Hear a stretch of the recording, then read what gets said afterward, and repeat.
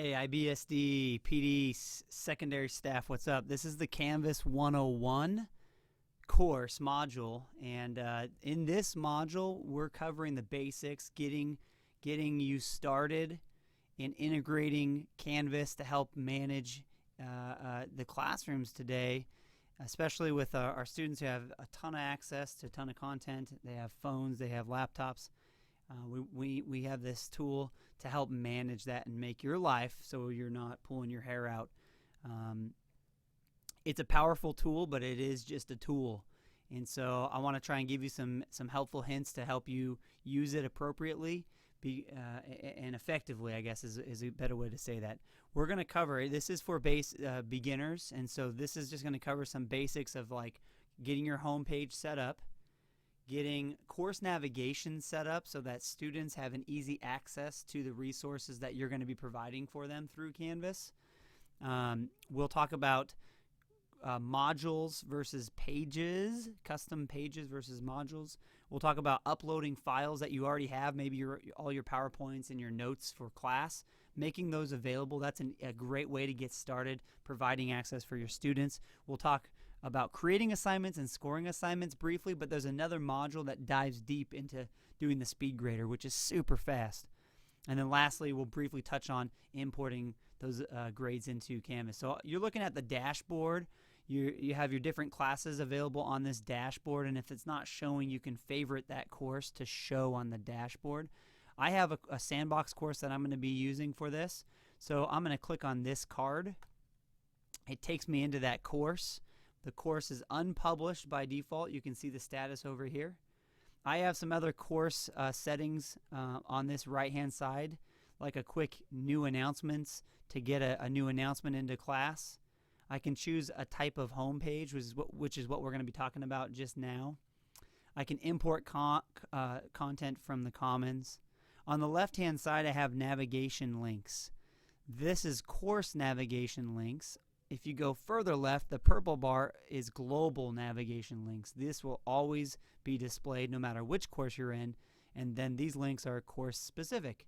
And as a teacher, you have access to all of these navigation links at all the time. Students only have access to the navigation links that you give them access to, and we'll talk about that here in just a moment. Let's first talk about setting up your home page. As you read about and you read the thoughts about home pages, it's important to have a landing page, a landing zone. I'm going to show you one from I just created for our boat.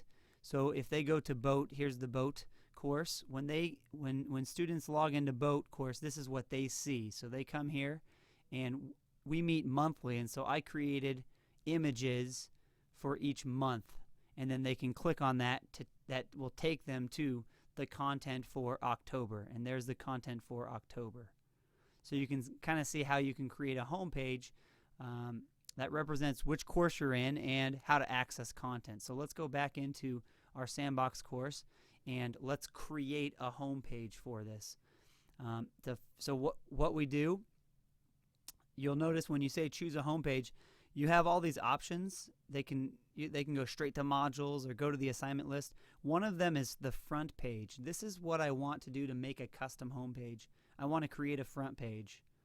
And front pages are found by accessing the pages link. So we open up pages. Notice I don't have any pages. A page is just like a website, just a web page inside your course. We'll click plus pages to add a new page and give it a name. I'll call this one home page. Everywhere in Canvas you will see this editing. It's called the Rich Content Editor. And across the bar here we have, the formatting stuff. We have the alignments, subscripts, superscripts. We can change the font sizes. We can add upload video and audio right into this, which is really slick. We can embed Quizlets or YouTubes. We can embed images, provide links, create tables to organize the content in this section. So this is where you edit it. This is the Rich Content Editor. On the right-hand side, we can insert other content into this. So this first links page are links to content inside of Canvas, so maybe different discussions or different modules or to a quiz or to the general quiz list. We can add files that we may have uploaded. We'll talk about that later. We can upload them straight from here.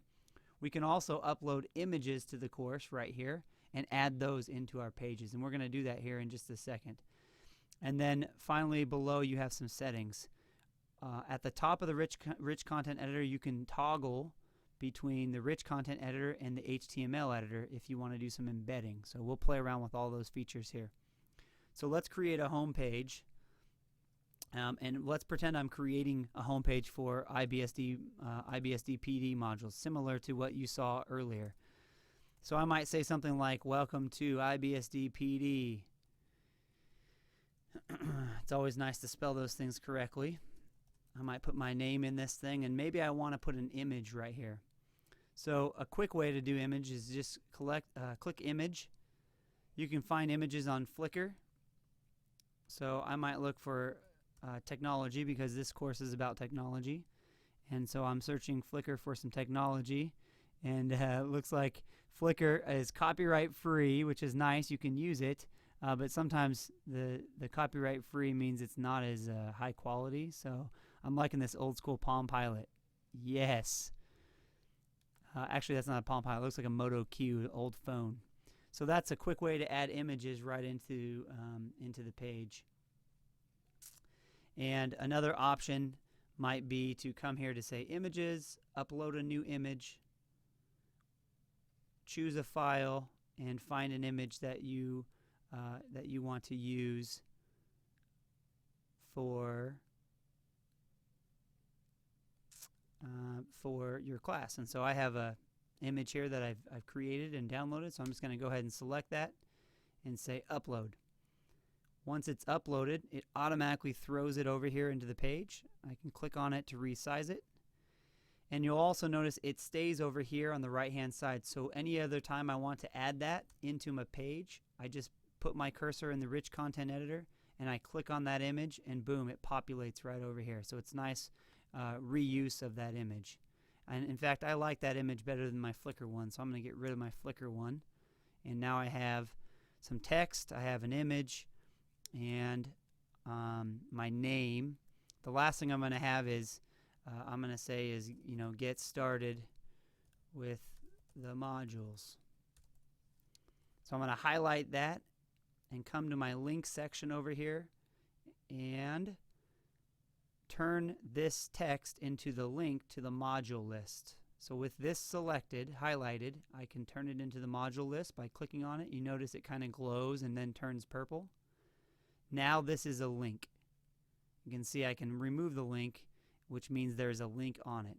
This link is taking them to this module list, which we'll play with in a little bit. The last thing I like to do, just to make this look a little better, I select all my text and I like to make it a little bit bigger. So I'm going to go 18 font with that. And then I think I'll go center alignment. Welcome to iBSD. Mr. Moser, get started with the modules. When I'm done, I can save or save and publish. Save it if I'm not done and it's in a draft form. Save and publish if I'm ready for students to be able to see it. So I'm ready for students to be able to see this one. I saved and published, and I have my first page. So going back to pages, you can see I have a list of all my pages. I have this home page, and there's the page I just created. I can edit it with the button up top. It is published right now. So in order to make this page a home page, you can see when I go back to home and I click on choose home page, it still doesn't let me add this as a front page. I need to make it a front page, which will then display it on top of any page that I have. So I go ahead and click the gears next to this pages and I say use as front page. Now it's a front page. When I come back to home and choose a home page, I now can choose my page called home page as the front page. Boom. We now have a nice landing page for when students click on this course, they see this as their home page, and then I can link to the modules. So the second thing we're going to talk about now, there's more editing we can do on the page, but we're going to hopefully talk about that in just a moment. Let's set up the navigation on the left hand side. So on the left hand side, we want to get rid of a lot of these pages that we're not currently going to use. So if you're not currently using announcements, we can turn that off so students don't have to worry about clicking on that link. The assignments, there's discussions. This is the grades page. We have people section. We have pages. We have files, syllabus, which is really cool. It creates a syllabus out of all your assignments. That's pretty slick. Outcomes are like standards. We got the quizzes. We got the module section. We have conferences that you can do online, webinars, and record those even. And then you have collaborations where you as a teacher can control Google Doc collaborations with your students. So the last tab is settings. Scroll down to go down to settings and click on it. You'll notice you have a couple tabs across the top. This is course details. We want to change the navigation for this course, and so we're going to come right here to navigations. There's other features and stuff inside of settings, but we're going to focus on navigation.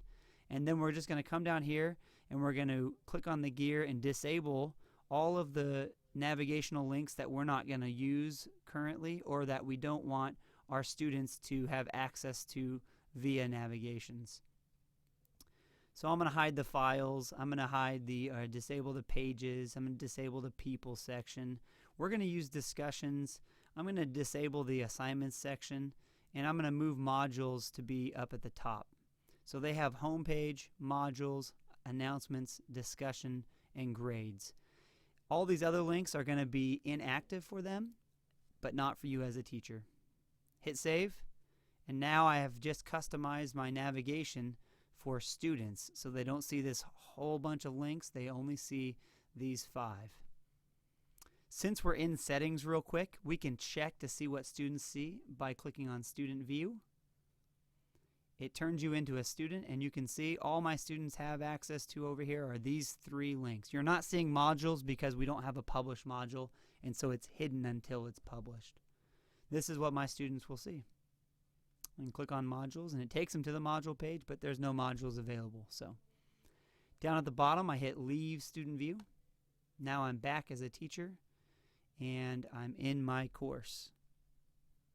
So now we're going to talk about setting up the organization of access to content. And probably the easiest way to do this is by using modules. Click on modules. Modules can be created with this button up top. You can have multiple modules, and you can organize them and put them in order, and then students can access the content within those modules. So one way to organize modules is by topic. So maybe you have Unit 1.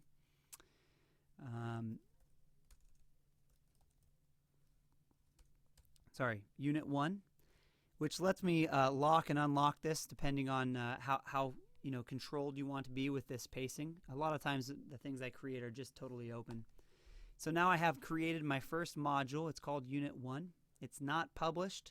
I can add items to this module, and then I can edit this module. For example, lock it down or change the name of it. I can delete the module, and I can move the module. So let's go ahead and create a second module. Call that Unit 2. So now I have a Unit 1 module and a Unit 2 module. Unit 1, Unit 2. Again, I can add items to this like assignments, quizzes. I can add resource pages, hyperlinks. All of that can be added to a module and organized.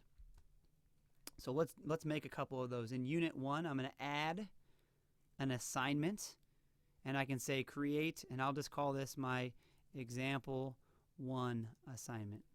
So I'm creating an assignment shell. A new assignment is what I've chosen. I've given it a name. I'm going to indent it 1 level, and I'm going to add it. Now I have a unit. I have an assignment right here. I haven't given details of the assignment. I just created the assignment shell. Again, it's unpublished, so nobody can see anything. I can also come here and say I want to create, instead of an assignment, I can click this drop down and say I would like to create a quiz, or I'd like to create a content page, which is like a resource page. You notice there's our home page showing if I want to provide a link to that home page, or I can just create a new blank page. I want to create a new discussion for them to talk about. I just want to create a text header, or I have a link to a resource that I want them to see. So let's show you how this works. External resource. So external URL.